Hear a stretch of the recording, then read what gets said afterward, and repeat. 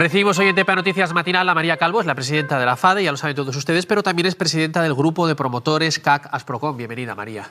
Hola, buenos días. Y de vivienda vamos a hablar. Así en general, ¿cree usted que les puede afectar a la construcción de viviendas lo que está pasando ahora, este escenario internacional? Bueno, es muy difícil hacer pronósticos, ¿no?, con la situación de incertidumbre que hay ahora mismo, pero lo cierto es que ya se está notando, primero por los efectos de la pandemia y ahora pues por la escasez de productos, de materias primas y la subida de los precios de la energía. Lo que sí estamos notando es un encarecimiento muy claro de los costes, ¿no? Y eso pues lógicamente, si se prolonga en el tiempo, que parece por desgracia que así va a ser, pues puede generar problemas. Pero llega un momento en el que el sector estaba, yo no sé si es lo correcto decir, ¿estaba despegando o ya había despegado? Pues sí, la verdad que el año pasado en Asturias se iniciaron 2.250 viviendas aproximadamente. Eso es un 25% más que el año anterior, y llevábamos aproximadamente 5 años de aumento, bueno, salvo una estabilización en el 2019, con lo cual sí llevábamos años de recuperación de la actividad después de una crisis, como todos saben, pues muy profunda, pero que llevamos unos 5 años más o menos de recuperación de la actividad y de normalización, ¿no? Nunca volveremos, y además yo creo que no es deseable volver a los tiempos del boom, pero bueno, al menos una actividad normal en el que se pueda atender a la demanda de viviendas que hay, ¿no? ¿Y más viviendas en alguna zona de Asturias en concreto? Me imagino que el área esta que se denomina metropolitana es la que se lleva la palma. Pues sí, Gijón y Oviedo fundamentalmente concentran la gran mayoría, aproximadamente el 70% de las viviendas que se hacen, y luego es verdad que estos últimos años Siero pues también está aumentando de forma notable su actividad, y también bueno, pues en Avilés y en otras ciudades fundamentalmente de la zona central, ¿no? Y otra cosa que destaca también estos años es el aumento de viviendas unifamiliares. El año pasado aumentó pues más de un 40%, mientras que la vivienda en bloque aumentó como un 18%, que bueno, que es un aumento considerable, pero sobre todo destaca el aumento de viviendas unifamiliares. Y no sé si tendrá usted el dato, ¿estas viviendas unifamiliares para gente de Asturias o interesados desde fuera? Pues no sabemos exactamente, pero sí notamos, tanto en unifamiliares como incluso en bloque, que ha aumentado la compra por gente de fuera, del resto de España fundamentalmente, las Castillas, Madrid, que con el teletrabajo y con los nuevos pues hábitos de vida, pues ven Asturias también como un sitio adecuado, si no para vivir de forma definitiva, sí para pasar temporadas más amplias, ¿no? ¿Y en costa o no necesariamente? No necesariamente, pero sí es verdad que, por ejemplo, Gijón, yo creo que en ese sentido se está posicionando como un destino atractivo, ¿no? Y en ese sentido, ¿qué tal están los planes generales de ordenación urbana de los concejos asturianos? ¿Favorecen la implantación de este tipo de viviendas unifamiliares, me refiero? Bueno, sí, para vivienda unifamiliar en general hay bastante suelo en los diferentes municipios. En Gijón ya se resolvió pues el problema que había habido con la nulidad del plan anterior, y ahora tenemos cierta estabilidad.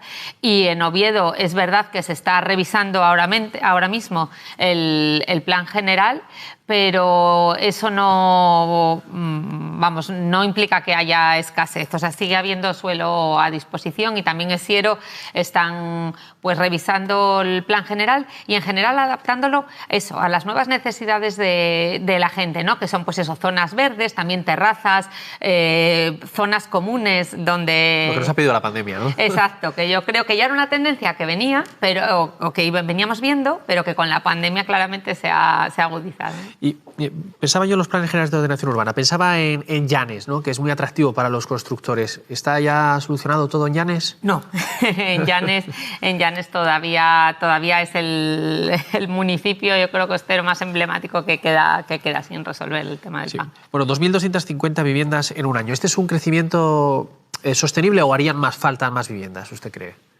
Yo creo que ahora más o menos es lo que absorbe la demanda alrededor. Ya hicimos hace unos años, 3-4 años, un estudio sobre las necesidades de vivienda en Asturias y más o menos es la cifra en la que nos movemos, alrededor de 2.000 y algo viviendas al año de vivienda nueva. Es verdad que ahí no habíamos tenido en cuenta lo que decías, la gente de fuera que puede estar interesada en venir a Asturias o en tener una segunda residencia, con lo cual, bueno, podría absorber un poco más, pero yo creo que estamos en cifras razonables. Y después de esa crisis del ladrillo, ¿cómo está el precio de la vivienda? ¿Se ha estabilizado también? Sí, el precio de la vivienda pues está más o menos estable, con pequeños crecimientos normalmente inferiores al IPC estos últimos años, pues alrededor del 1 o el 2%. Este año, el último trimestre de 2021, según TINSA, ya aumentó un 8% con respecto al último trimestre del año anterior, se aumentó algo más. Pero aún así son incrementos moderados y bueno, y el tema es que no están absorbiendo esos incrementos el aumento de los costes, ¿no? O sea, están aumentando más de momento los costes que los precios. ¿Le preocupa el aumento de los costes? Pues sí, como decía antes, yo creo que es uno de, bueno, pues de las grandes preocupaciones y de los grandes retos, porque lógicamente la subida de los últimos 2 años, más o menos desde después de la pandemia, ha sido de más de un 20% en término medio y eso, pues lógicamente es muy difícil de soportar a medio plazo, ¿no? Con lo cual, pues iremos viendo algunos incrementos de precios, pero es verdad que también el poder adquisitivo de las personas es el que es, ¿no? Y entonces, bueno, pues tampoco soportarán un gran aumento, con lo cual, bueno, pues veremos cómo se desarrolla la situación, pero sí que puede ser un problema, una complicación. Sí, puede ser un problema complicado, puede ser insostenible, dice. ¿Qué consecuencias podría tener? ¿Se podría paralizar el sector? Bueno, podría llegar a ralentizar la actividad si esto se prolonga mucho. A ver, se podrían tomar algunas medidas, ¿no? Por ejemplo, pues la vivienda soporta muchos impuestos, alrededor de un 30% del precio de la vivienda pues son impuestos, ¿no? Se podría plantear pues aliviar la carga impositiva para que se pudiera hacer vivienda protegida o vivienda asequible. Pues habría que subir algo el precio del módulo, lógicamente, para que se pueda hacer, porque si no es insostenible. Entonces, bueno, yo creo que hay cosas que se podrían hacer y más que se puedan tomar para aliviar un poco la situación. Sí, claro, ha dicho 2 cosas interesantes, ¿no? Propone, por ejemplo, una rebaja de los impuestos y una subida de lo que cuesta hacer vivienda pública, ¿no? Porque en la actual situación no es rentable para una empresa hacer vivienda pública. Es muy difícil. Bueno, hay que distinguir vivienda pública y protegida. Sí. La pública es la que hacen las administraciones, protegida es, aunque la hacemos los promotores, es para un público determinado con menores rentas. Y es verdad que ahora mismo, con la subida de los últimos 2 años, prácticamente imposible hacer vivienda protegida. Sí, muy, muy difícil. Tendría que haber una revisión, como por ejemplo pasó con el hospital de Cabueñes, ¿entiendes? Sí, con los distintos precios que se están revisando en las contrataciones públicas, se están revisando ya en general. Se ha tardado, pero bueno, ahora parece que ya pues se ha llegado al convencimiento de que no se pueden hacer las obras con los costes de hace 2 años y lo mismo pasa en el tema de vivienda, ¿no?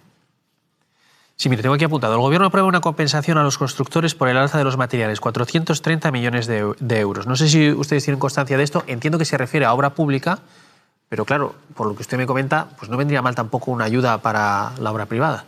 Sí, sobre todo, pues eso, revisar un poco los módulos. El problema es que se parte para hacer pues los presupuestos de las obras en general de costes que ya están desfasados, ¿no? Si me permites. Hace, pues por ejemplo, el acero ha subido más de un 60%, el cobre un 30%. Entonces, claro, pues lo que hay es que actualizar los precios y tener mecanismos que los actualicen, porque claro, si se licita una obra o se empieza una promoción de viviendas hoy y cuando vamos a contratar es dentro de más de un año, año y medio, pues ya habrán subido también de forma muy muy importante los costes, ¿no? Con lo cual, bueno, también hay que establecer, pues eso, mecanismos de actualización de esos precios, ¿no?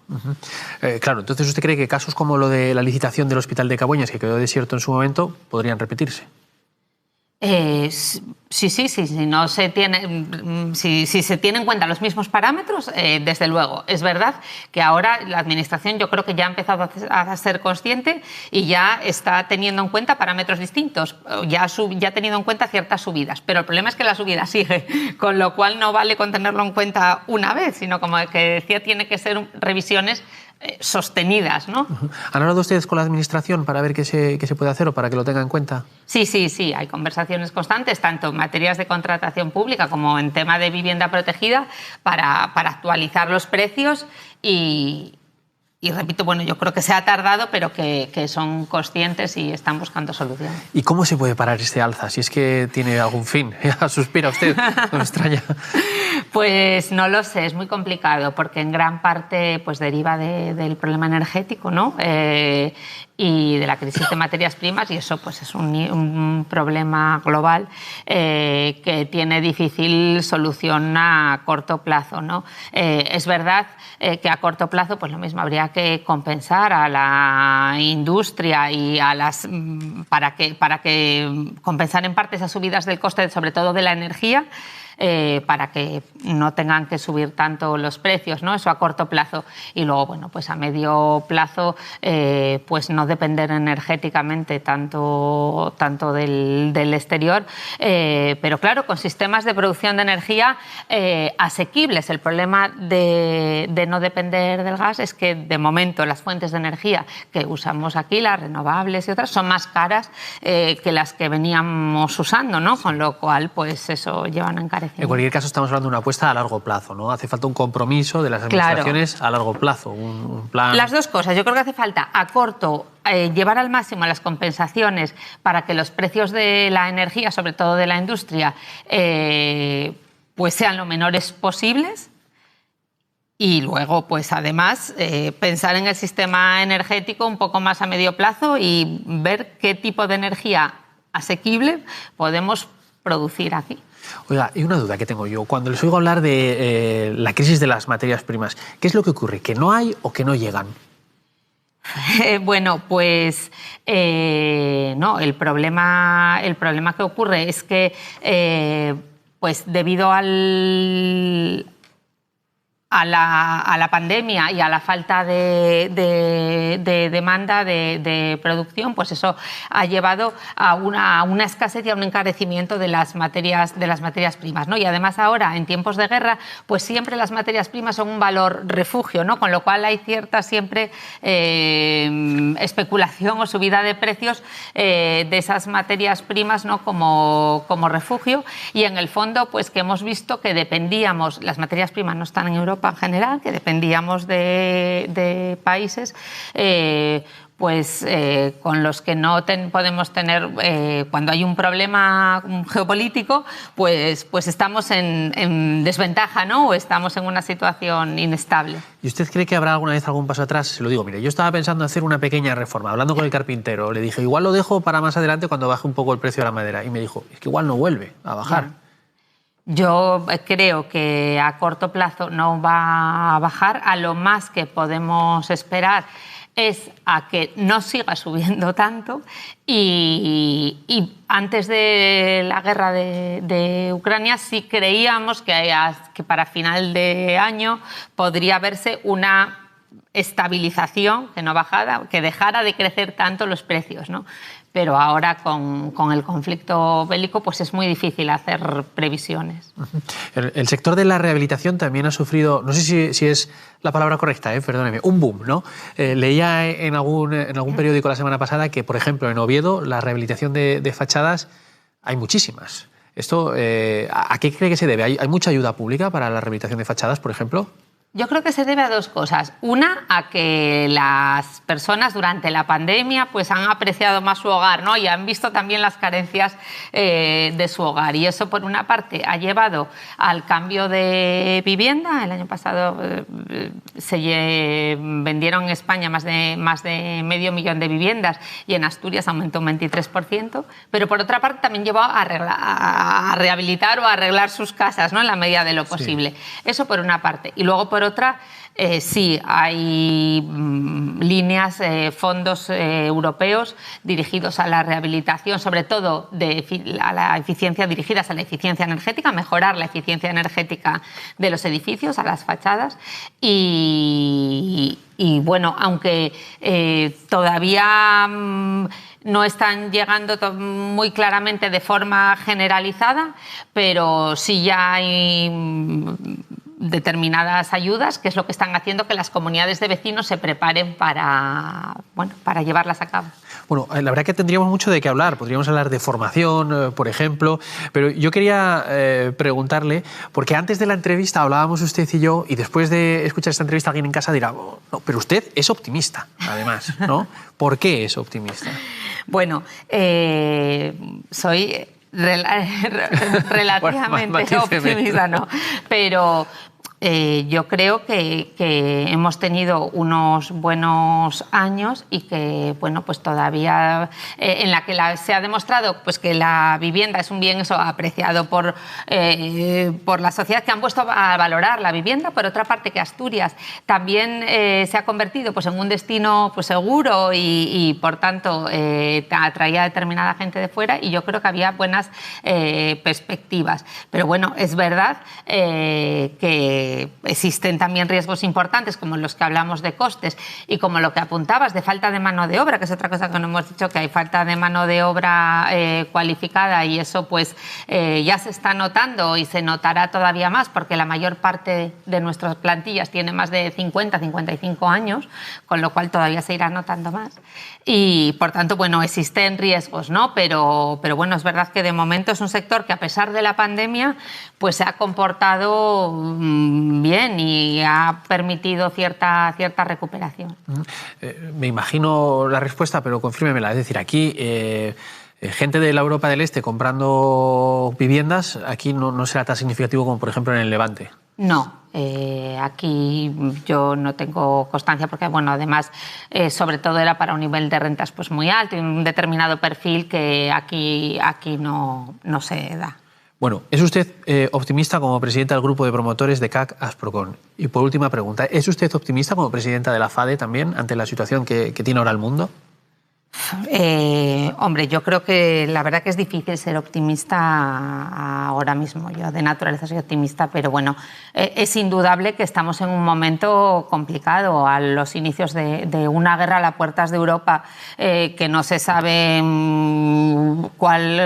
cómo va a acabar, y por tanto ahora mismo es difícil ser optimista, ¿no? Con primero el drama humanitario al que tenemos que atender y luego con lo que conlleva de costes, sobre todo de materias primas y de energía, que hemos hablado de la vivienda, pero que pasa en muchísimos sectores, ¿no? Y eso probablemente complique mucho la actividad de muchas empresas durante los próximos meses, con lo cual es difícil ser optimista. Veremos cómo se comporta sobre todo el conflicto en los próximos meses. ¿Y en FADE tienen constancia de alguna empresa asturiana que ya tenga algún problema por esta crisis? Creo que, digamos, el comercio, los negocios o las relaciones económicas con Ucrania aquí en Asturias no son muy significativas, pero no sé si ustedes tienen alguna constancia de alguna empresa. No, con Ucrania directamente prácticamente no existe relación comercial. Existe algo más con Rusia, algunos proyectos que también las empresas pues están vigilando y viendo cómo se comporta, pero sobre todo el mayor efecto que afecta primero a la industria, pero luego a todo, es el energético, ¿no? Y eso sí que lo estamos viendo todos los días y que se ha agudizado mucho durante estos meses. Bueno, pues aunque esté muy cara, que no les falte energía. María Calvo, presidenta de FADE y presidenta del grupo de promotores, lo matizo bien, de CAC Asprocon. Muchas gracias por sus reflexiones, gracias por acercarse hasta aquí para hablar con nosotros. Gracias a ti.